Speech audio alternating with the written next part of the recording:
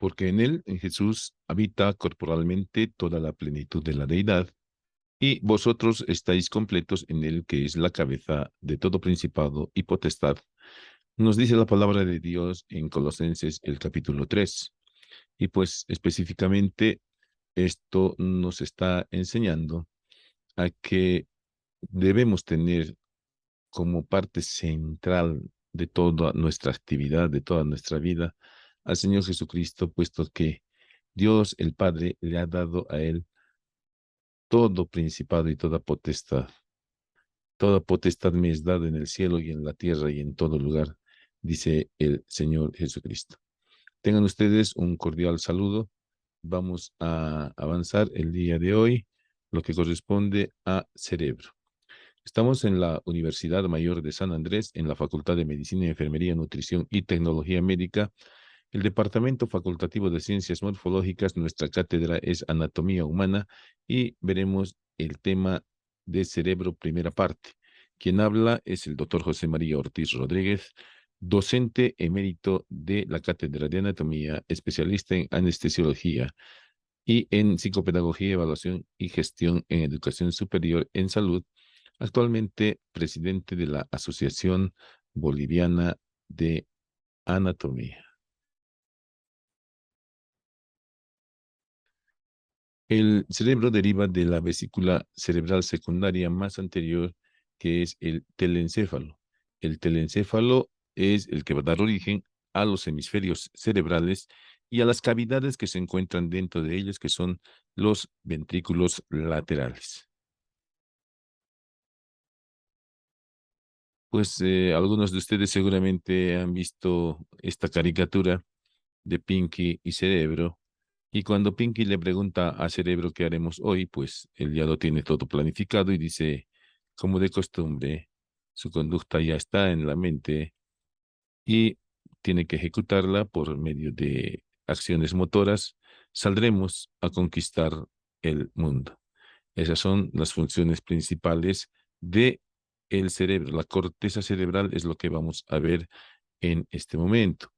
Y pues básicamente la corteza cerebral participa en la percepción e interpretación de la información, en este caso que le llega a la corteza cerebral, y todo lo que llega pues tiene una naturaleza sensitiva. Y luego de aquello viene la segunda parte, que es la planeación e iniciación de la actividad motora. Es decir, después de haber interpretado toda la información que le ha llegado, pues participa en esta otra parte, que es ya la planeación y el inicio de toda la actividad motora en respuesta. En la corteza cerebral, pues tenemos acciones inherentes al pensamiento.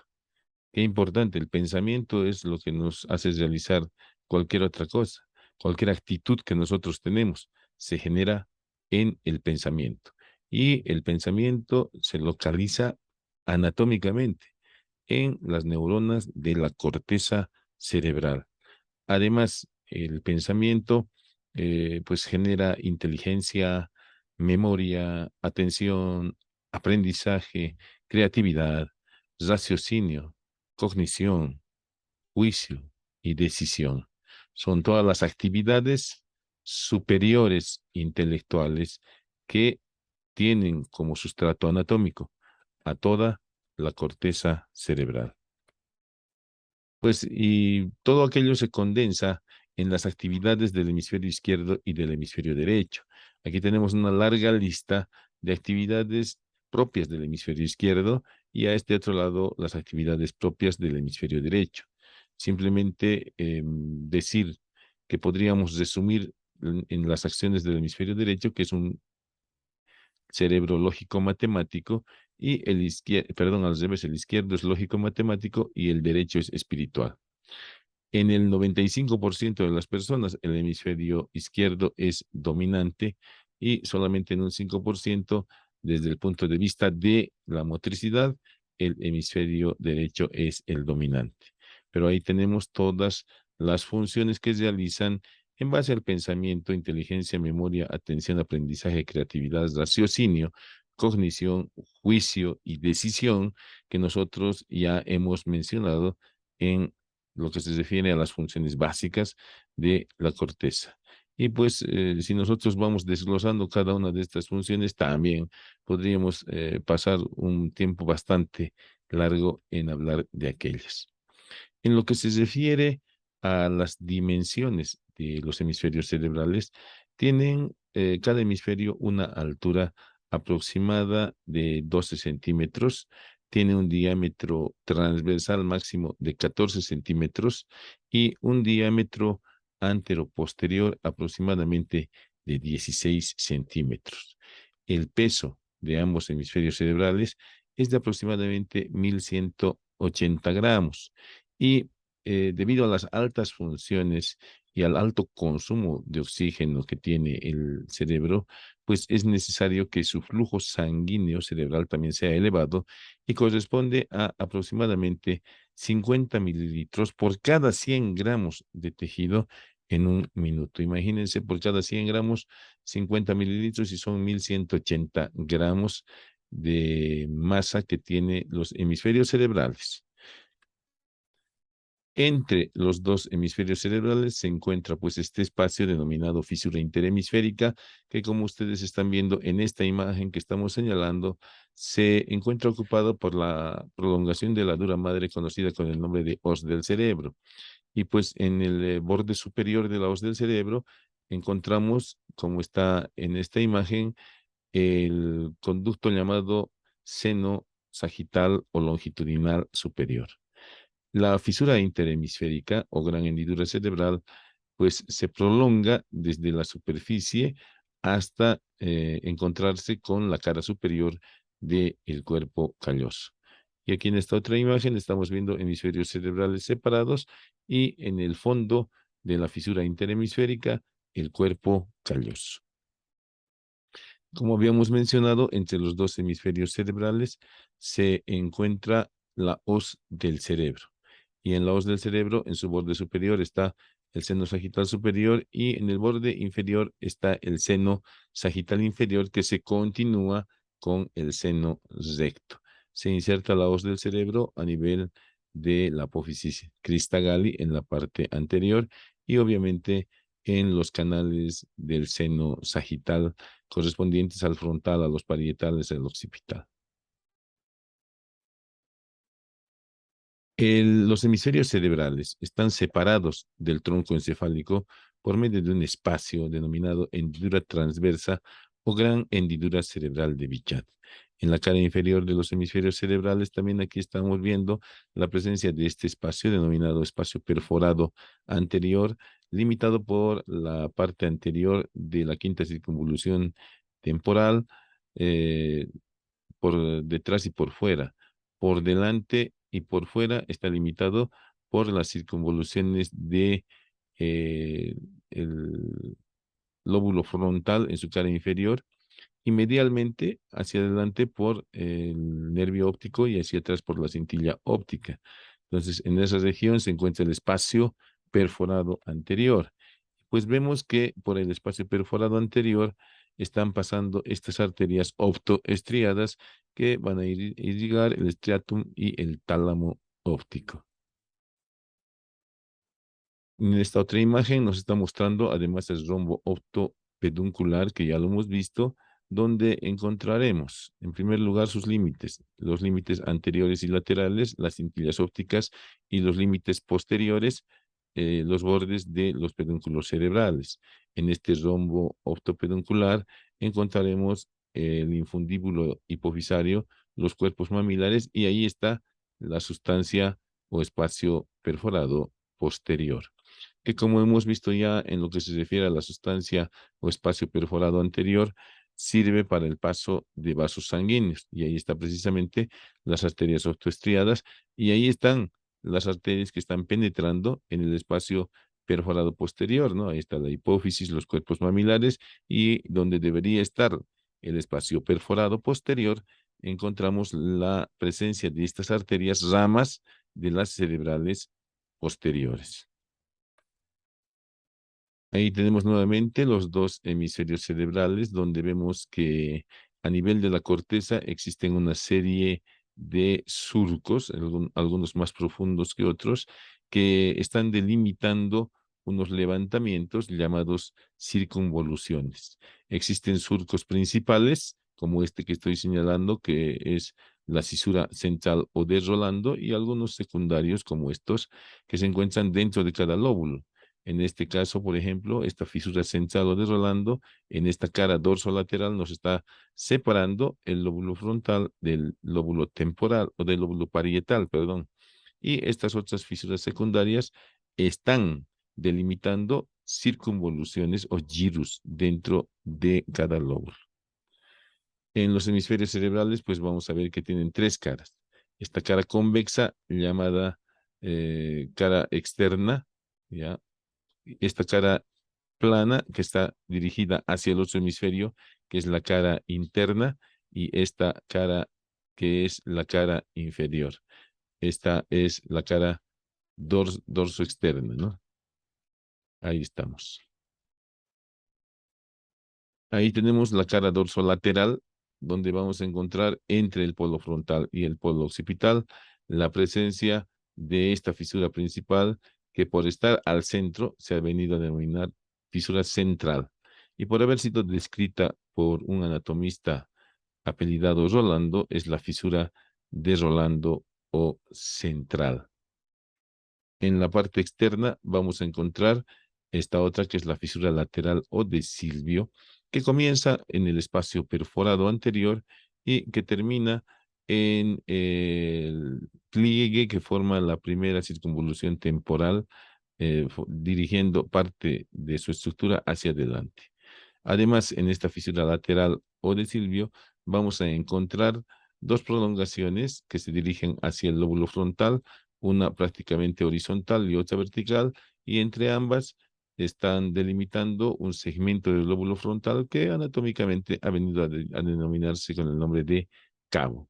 Además, en la cara externa de los hemisferios cerebrales, en la cara dorsolateral, encontraremos la presencia de esta fisura llamada simiana, porque se había descubierto y descrito en los simios, aparentemente en los especímenes revisados por estos anatomistas que han denominado simiana a esta fisura, no se encontraba, pero como hemos visto, aquí claramente se encuentra esta fisura dorsolateral en la cara dorsolateral de los hemisferios cerebrales, la fisura perpendicular externa.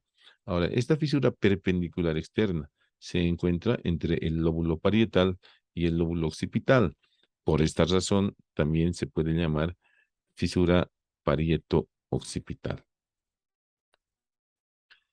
Pues vamos a ir viendo ahora las fisuras secundarias del lóbulo frontal.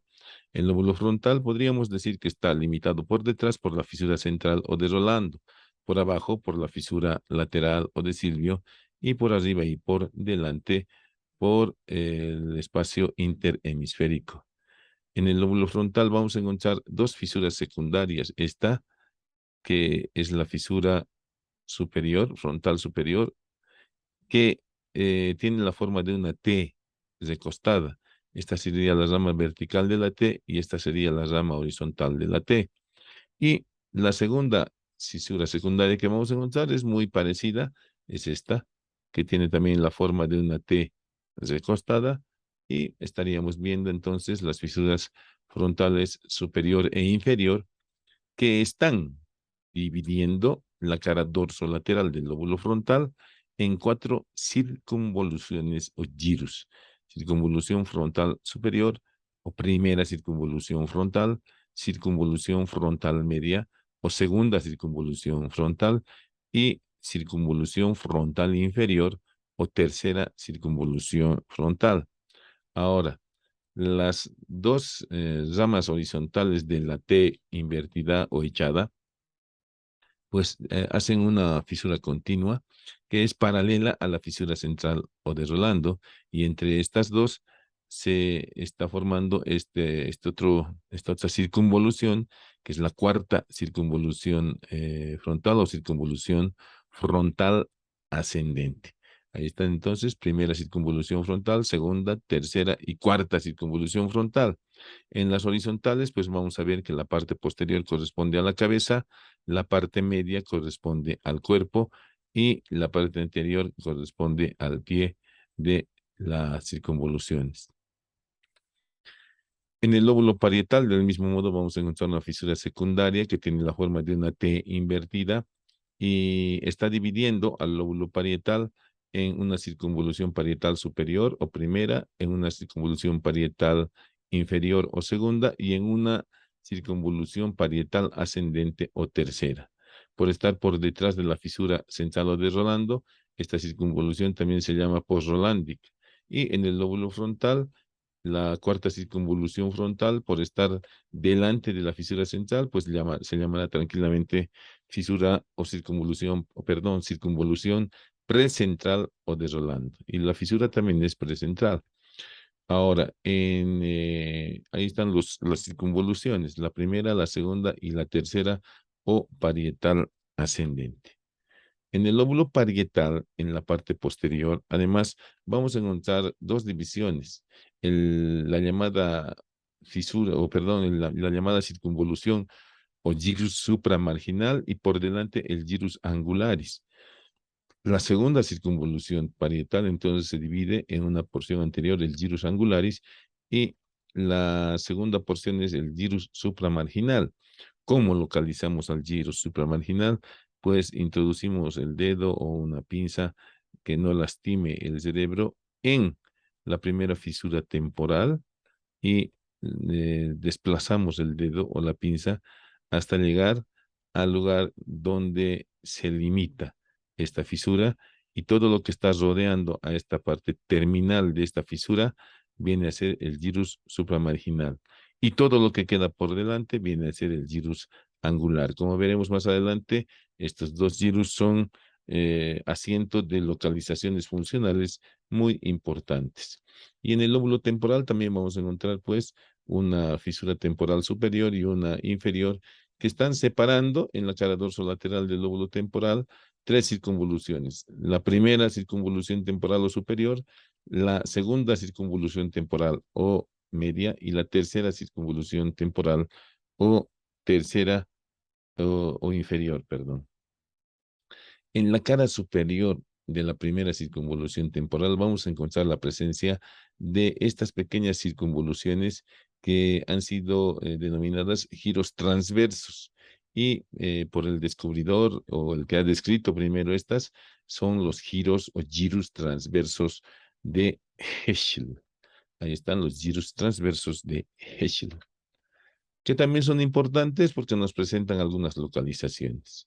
Y pues en el lóbulo occipital, aquí en la cara dorsolateral, vamos a ver también la presencia de dos fisuras secundarias, la superior y la inferior.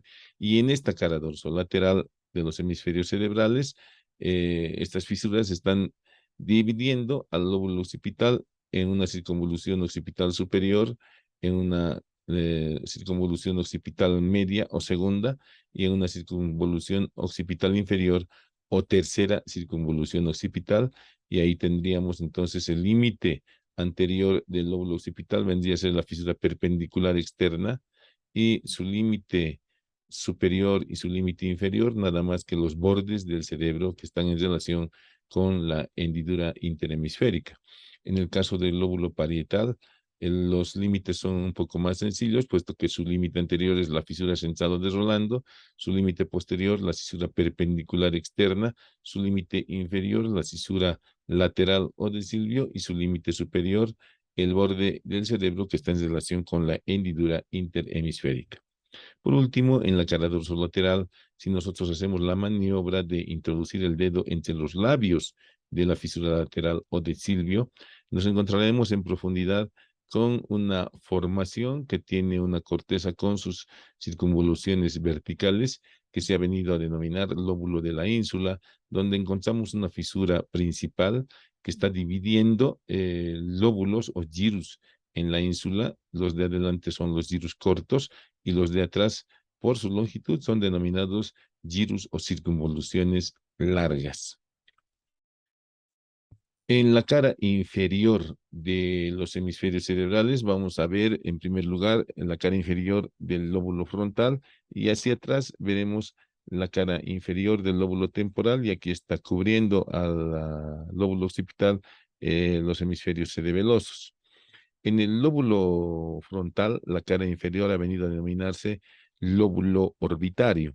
Y en este lóbulo orbitario vamos a encontrar dos fisuras, esta anteroposterior, que aquí está señalada en verde y aquí está señalada en rojo, que ha venido a denominarse lecho olfatorio porque permite que se recueste en ella el bulbo olfatorio y posteriormente la cintilla olfatoria. Y lateralmente vamos a encontrar esta otra fisura que tiene una forma de H. Estas dos fisuras están dividiendo la cara inferior del lóbulo orbitario en una circunvolución medial llamado gyrus rectum. Ahí está el gyrus rectum. Y esta otra fisura en H está dividiendo en circunvoluciones medial, lateral, ventral y dorsal. Medial, lateral, ventral y dorsal. Ahí están entonces las divisiones del lóbulo orbitario.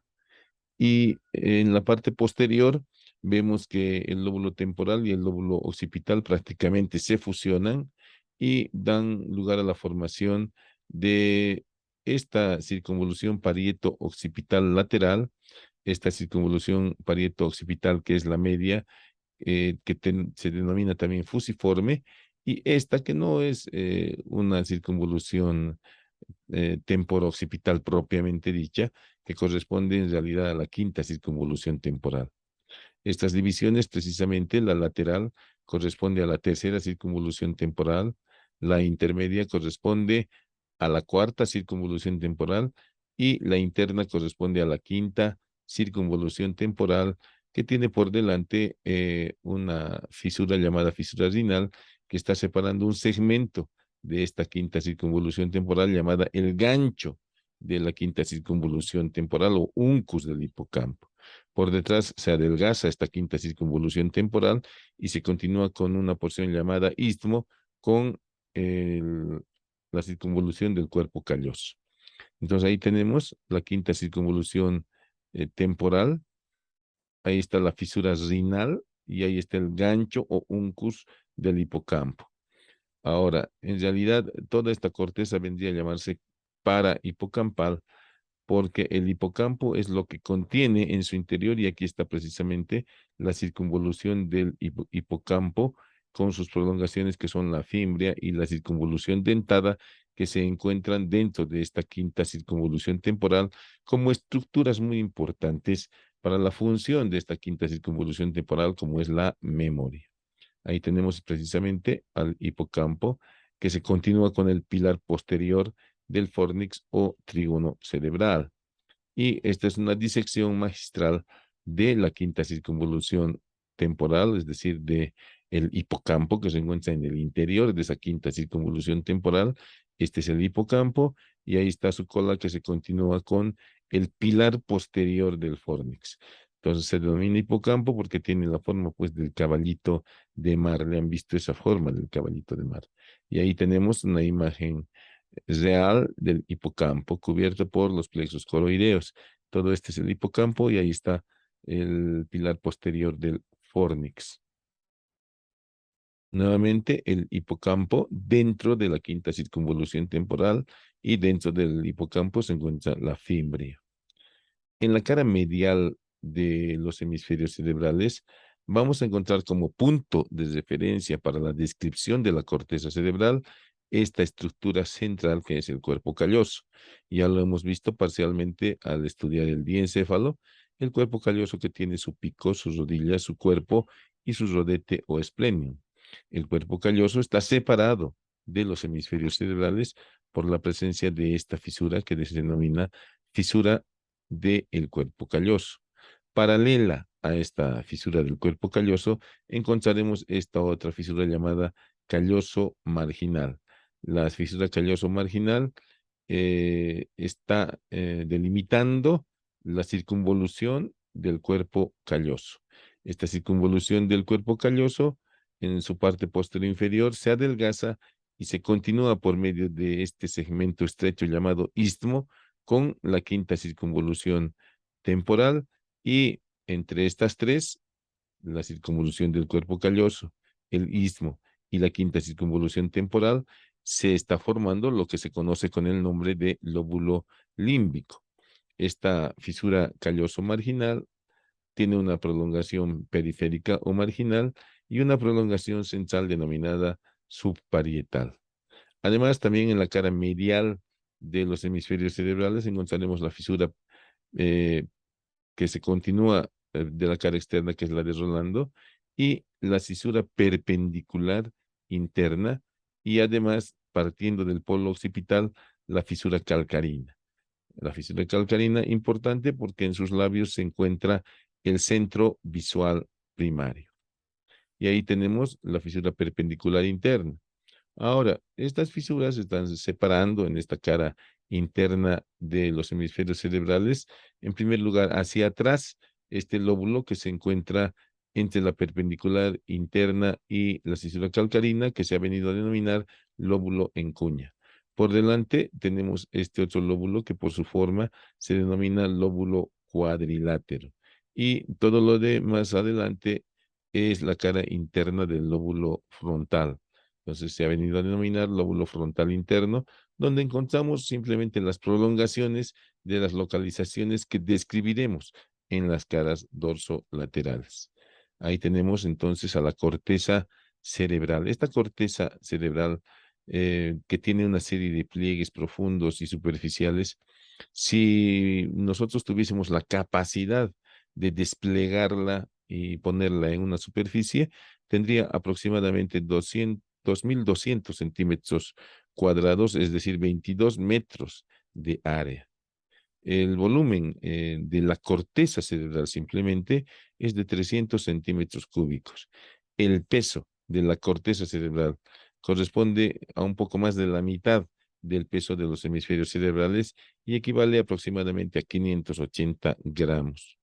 En los hemisferios cerebrales, solo en los hemisferios cerebrales, tenemos aproximadamente 20 billones de neuronas. No nos olvidemos que en el encéfalo tenemos 100.000 millones, pero en los hemisferios tenemos 20 y en la corteza tenemos 10 billones de neuronas. Bueno, y ahí están todos esos datos para que los podamos memorizar. Ahora, la corteza cerebral está compuesta por neuronas y pues hay regiones en las cuales vemos que el espesor de esta capa de neuronas es bastante amplio y hay regiones donde es más estrecho. Sí, ahí tenemos una región amplia y aquí tenemos una región más estrecha y pues podemos decir que el espesor de la corteza cerebral es variable y pues en algunas regiones tiene 1.5 milímetros de espesor y en otros sectores tiene hasta 4,5 milímetros de espesor. Entonces ahí tenemos escrito los espesores de la corteza cerebral. Ahora, en la corteza cerebral, nosotros vamos a encontrar que histológicamente tiene 6 capas. Nosotros vamos a hacer una mención simplemente de cada una de estas capas y pues el estudio minucioso de lo que contiene cada una de estas capas es pues competencia de la histología. Pues en comparación con la corteza cerebelosa encontraremos una capa periférica que se ha venido a llamar capa molecular, ¿no? Donde hay las neuronas en cesta, ¿no? Y las neuronas granulares. Luego tenemos una granular externa, donde encontramos las células granulares. No nos olvidemos que las células en cesta, las células granulares, son neuronas de asociación. Luego tenemos una tercera capa donde encontramos una capa piramidal externa. ¿Ya? Una capa piramidal externa donde hay neuronas en forma piramidal. Una cuarta capa llamada granular interna, donde nuevamente encontramos estas neuronas granulares que son neuronas de asociación. Una quinta capa que es la capa piramidal interna, donde observamos neuronas mucho más grandes, estas neuronas piramidales gigantes tipo BETS. Y por último tenemos una capa profunda que es multiforme, donde pueden haber neuronas piramidales, granulares, estrelladas, de toda la naturaleza de neuronas que hay en la corteza cerebral.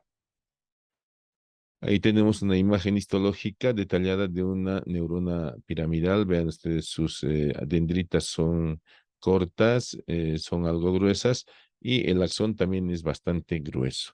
No nos olvidemos de la vía piramidal. Y luego tenemos células estrelladas o granulares. Ahí está precisamente, parecen estrellitas y cuya función es hacer sinapsis y conectar las neuronas de las regiones funcionales de la corteza cerebral y también con algunas fibras más largas interconectar regiones funcionales y luego también interconectar regiones de mayor tamaño como son los lóbulos y los hemisferios, ¿no? Ahí están las neuronas, ahí están los axones. Vale la pena decir que de los 10.000 millones de neuronas que hay en la corteza cerebral, estas pues establecen aproximadamente cada una 100 sinapsis. Tremendo, ¿no?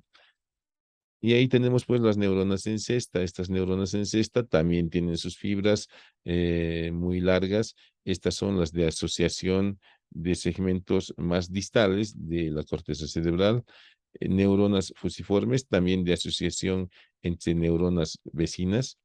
Y pues podemos mencionar y decir que aquellas regiones de la corteza cerebral que seguramente tienen 4,5 milímetros de espesor corresponden a lo que se ha venido a denominar isocórtex.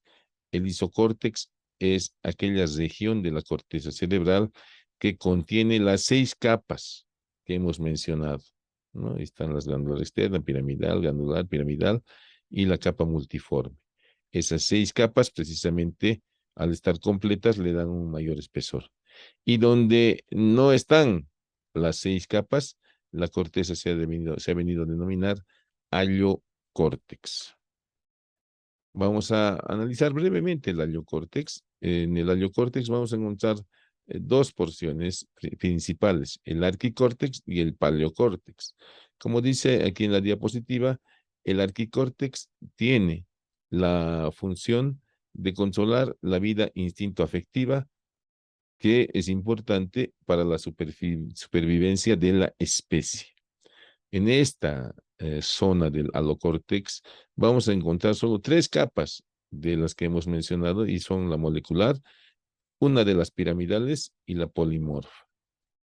Y pues en este hallocórtex que tiene solo la mitad de las capas de la corteza cerebral, corresponde a esta estructura que se encuentra sobre el cuerpo calloso, que es el indusium grisium, y a la corteza del hipocampo. El hipocampo que está dentro de la quinta circunvolución temporal también tiene su propia corteza. Y el paleocórtex es aquella región de la corteza cerebral que está en relación solo con el olfato. Dice que presenta 3 a 5 estratos. Entonces, es variable, ¿no? Tiene 3 a 5 estratos y pues ahí tenemos el área sensitiva olfatoria, que la vamos a delimitar luego, áreas 27, 28 y 34. Y las cortezas vecinas, la corteza entorrinal, ahí está la corteza entorrinal que está en la punta del gancho del hipocampo, y la corteza preamigdalina, ahí está la amígdala cerebral, que es un centro importante para la agresividad, para las actitudes agresivas. La corteza que está por fuera en el gancho corresponde a la corteza preamigdalina, ¿no? Lo que está por delante en el gancho. Entonces, estas zonas simplemente, la corteza entorrinal y la corteza preamigdalina, son las que van a contener 3 a 5 estratos y que corresponden al paleocórtex. Entonces, esta división, como verán ustedes, está basada en la configuración histológica. El mesocórtex es una transición entre lo que se ha venido a llamar neocórtex, ¿no? En las estructuras que hemos mencionado, el arquicórtex es la más antigua, el paleocórtex es evolucionado después del arquicórtex y el mesocórtex es una región intermedia entre el arquicórtex y el neocórtex. Entonces es una corteza transicional ya entre estas dos. y contiene variablemente 3 a 6 capas.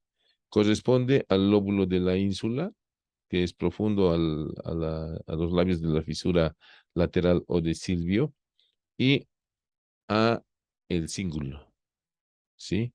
Al cíngulo y a esta corteza, que es la corteza para hipocampal. Y por último, el neocórtex, que es sinónimo de isocórtex, tiene las 6 capas en la corteza cerebral. Es la corteza que más recientemente ha sido perfeccionada por la evolución en el ser humano.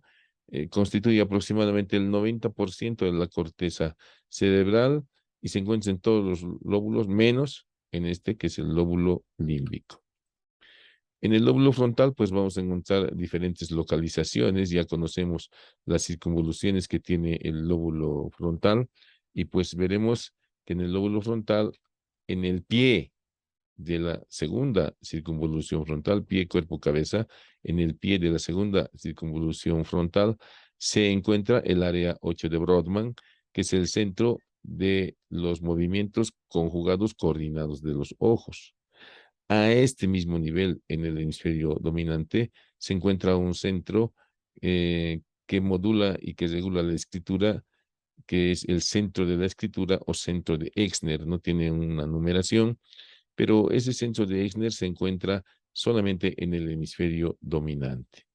En el pie de la tercera circunvolución frontal encontraremos el área 44 de Brodmann, que es el centro de la articulación de las palabras. No nos olvidemos que el lóbulo frontal es generalmente motor, ya es predominantemente motor, y el área 44 que coordina todos los movimientos para la articulación de la palabra, pues está dominando una acción motora, lo mismo que el área 8 que domina movimientos conjugados coordinados de los ojos, y el centro de Exner que controla movimientos para la escritura. La lesión del área 44 va a ocasionar incapacidad para hablar, y lo cual se conoce con el nombre de afasia motora. Luego, tenemos en la circunvolución frontal ascendente el área 4 de Brodmann. Corbinian Brodmann es un neuroanatomista y fisiólogo que ha ido estimulando con electricidad diferentes áreas de la corteza cerebral hasta lograr identificar cuál era la función de estas. Y pues el área 4 de Brodmann en la circunvolución frontal ascendente, prolongándose hasta la cara interna, es el centro motor primario, donde se originan todos los movimientos. Y pues la distribución de neuronas en la corteza motora ha sido descrita y estudiada por otro neuroanatomista y fisiólogo apellidado Pinfield. Y él ha determinado también con estimulación eléctrica que las neuronas correspondientes a todo el miembro inferior se encontraban en la cara interna de la circunvolución frontal ascendente, las correspondientes a la cintura y al tórax solamente en la parte superior, ¿ya? Las del miembro superior también a continuación, y a continuación las neuronas para la mano, donde empezamos a ver una gran desproporción entre la superficie destinada a la inervación de la mano y pues por lógica, la cantidad de neuronas motoras destinadas a la inervación de la mano, en especial al pulgar. De esta forma estamos viendo que la mano más el dedo pulgar son tan importantes que tienen una mayor cantidad de neuronas para su control. En cambio, el resto del cuerpo, como verán ustedes, prácticamente la mitad de lo que ocupa todo el resto del cuerpo ocupa la mano. Inmediatamente por debajo vamos a encontrar también la distribución de neuronas para la cara y para la lengua. Y vemos nuevamente una gran desproporción y una gran cantidad de neuronas para controlar los gestos de la cara y para controlar la lengua. Y por último, también una gran cantidad de neuronas para controlar la faringe y la laringe.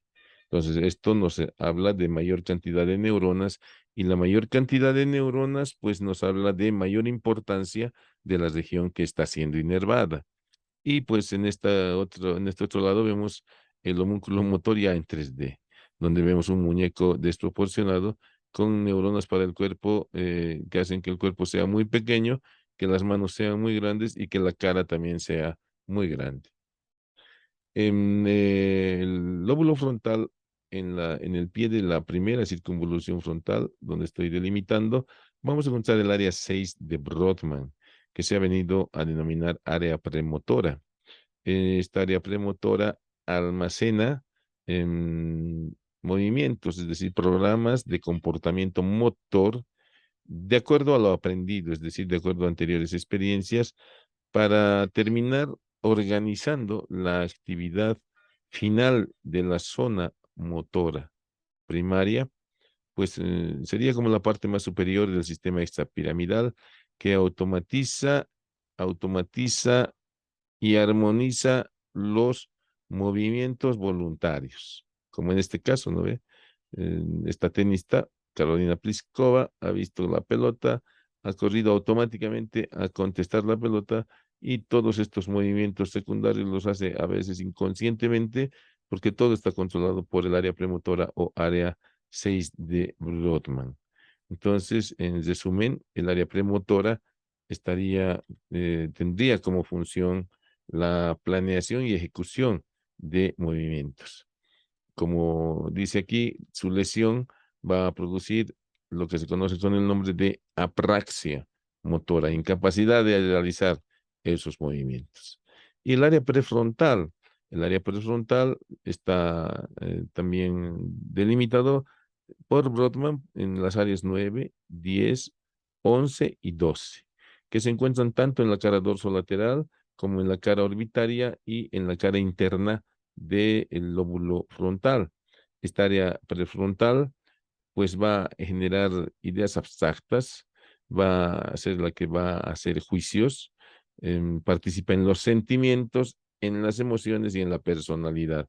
Es precisamente pues a esta área que le viene el fascículo mamilo talámico, es decir, del tálamo, ¿no? Del núcleo anterior del tálamo, el mamilo talámico que está en relación con la agresividad y del núcleo anterior del tálamo, el fascículo tálamo cortical hace sinapsis en esta área prefrontal que está constituida por las áreas 9, 10, 11 y 12 de Brodmann.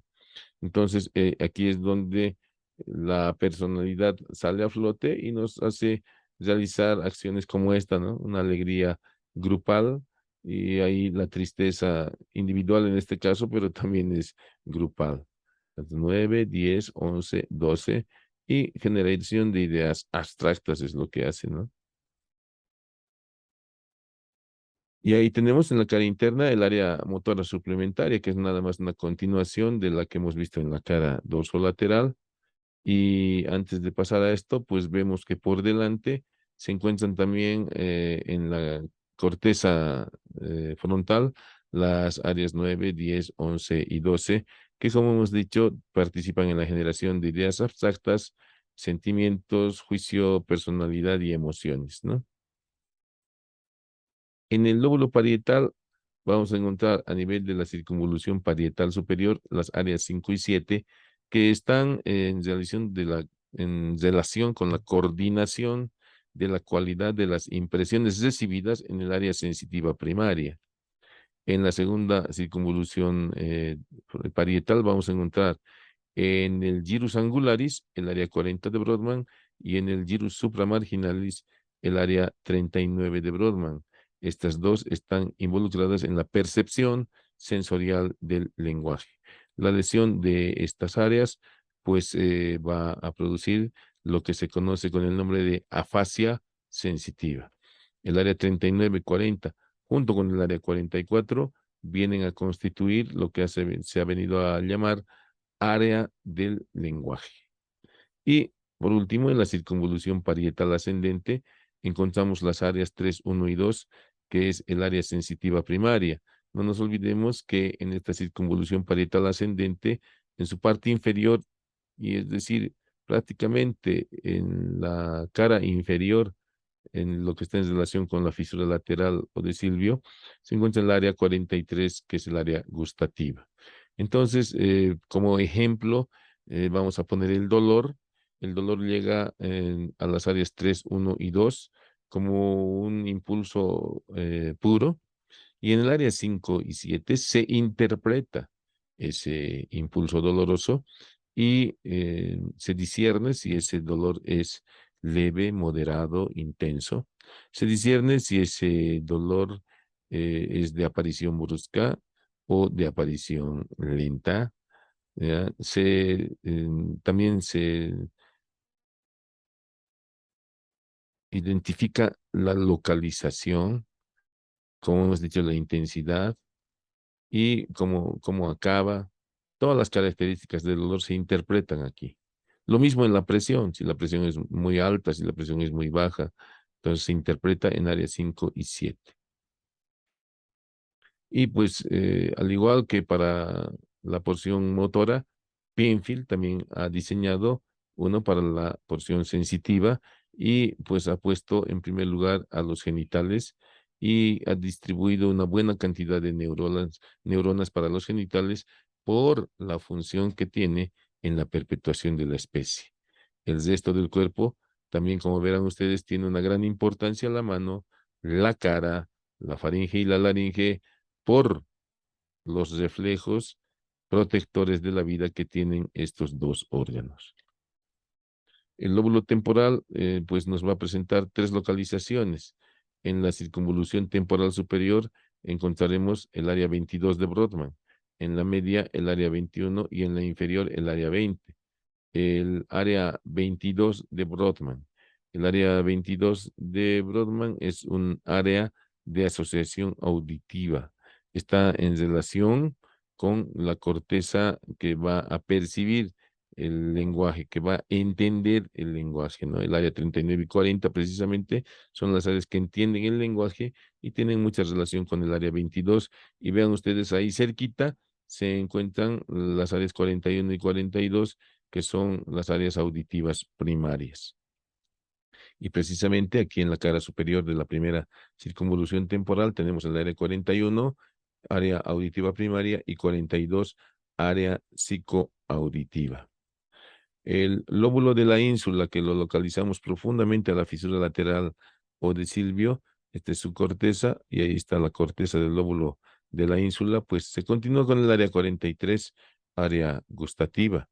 Y pues en el lóbulo de la ínsula hay la percepción del gusto, del olfato, hay también parte de control visceral, somatopercepción, también está en relación con la función vestibular, hay también información respecto al control de la emoción y la percepción. Este lóbulo de la ínsula actúa en las adicciones y en una situación llamada craving, que se denomina el deseo intenso de consumir alguna sustancia.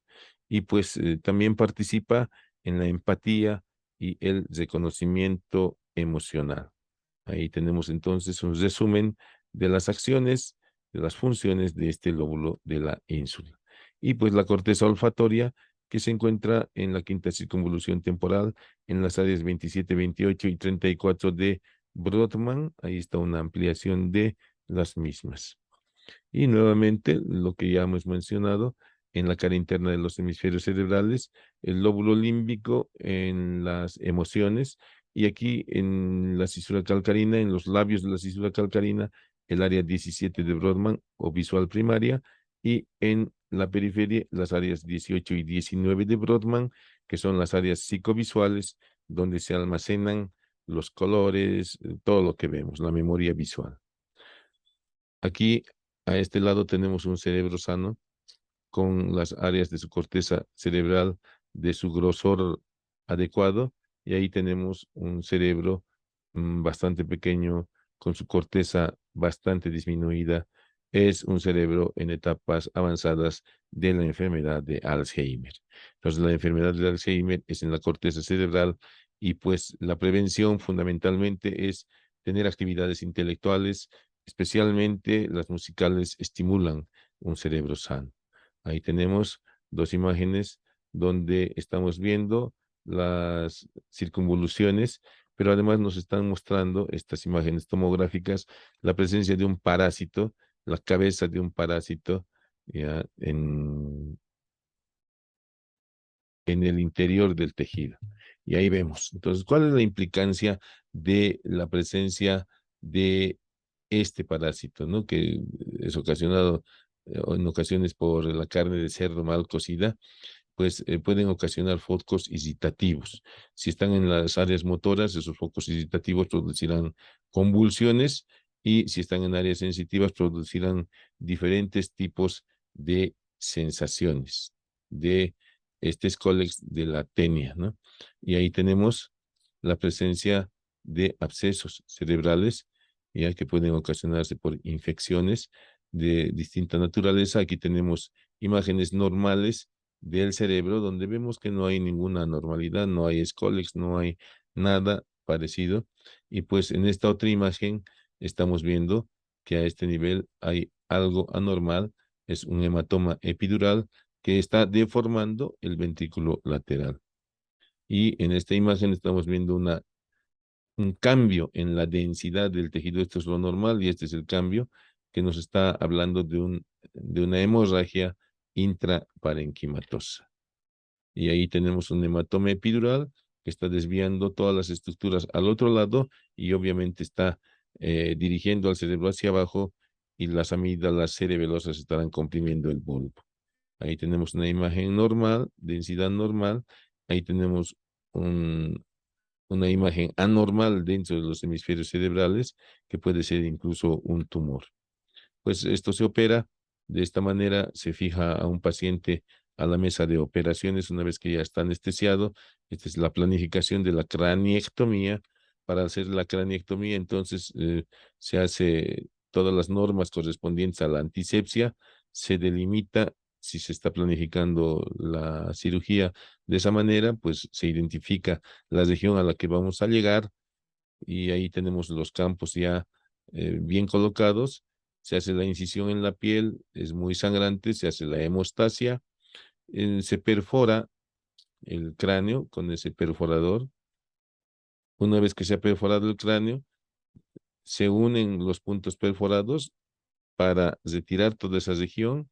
Ahí estamos viendo todavía retirándose el cráneo, y ahí estamos viendo a la dura madre.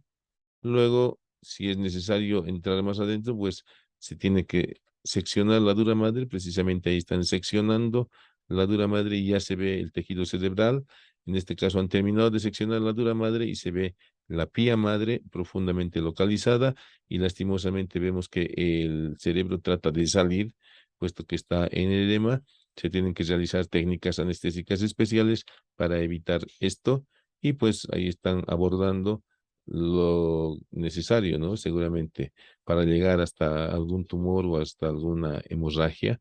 Y una vez que se ha terminado de hacer aquello, se hace hemostasia, se sutura por planos, se va cerrando todo y terminamos con un paciente en este estado, ¿no? Entonces, ese es un resumen de una neurocirugía. Muchas gracias por su atención.